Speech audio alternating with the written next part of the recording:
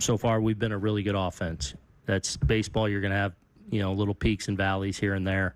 Last couple of weeks been a little tough for us. We've had some stretches in there where I felt like we were close to this, where we're having those at bats where you see, up and down the lineup. Look, and it doesn't always end in results because it's hitting and it's hard. But made Sevy throw a ton of pitches today. It was a grind, and today we were able to get the big hit. We hit a couple balls in the seats, and now they're off and running. It seems that from our vantage point, Jazz provides a lot of energy with the group, aside from what he does on the field. Is that the view from your point? Yeah, when he's doing, because his game's so electric, and he can change the game and affect the game in so many different ways in a dynamic fashion. So, when he's playing at a high level, I think it does energize everyone. Does that roll over and just hit everyone on the bench too? The what? Does that roll over and energize the people on the bench? I think so. I think he's got an energetic way about him without question. Clap and Mark.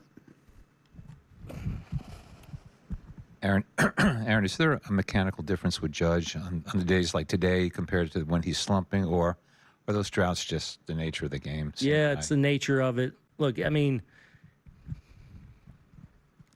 every hitter's a little bit different, right? But everyone's got to kind of get into position on time, early, whatever their move is. His is different than the next guy.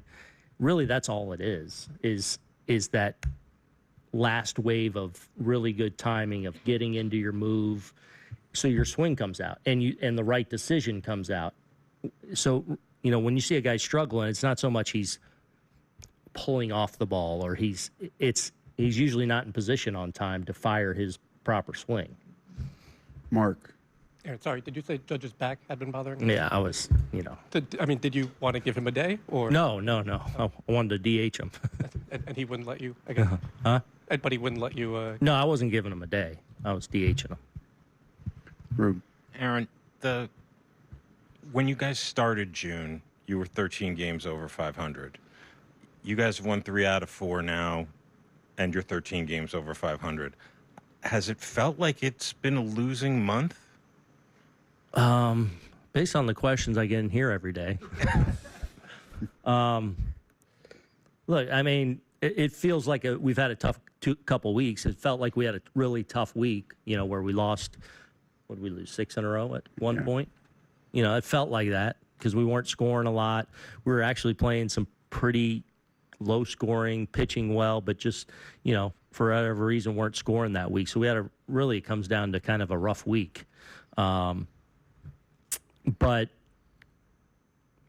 I mean, again, I'm 52. I came out of the womb walking in the clubhouse knowing what 162 is and the pitfalls and all of it that comes for you. And as I said, I lead with it in spring training. Like the first thing I talk about is we expect to be really good. And if that's the case, I know there's some tough moments and some tough times coming for us in this 162 games. So we kind of try and prepare for it all the time.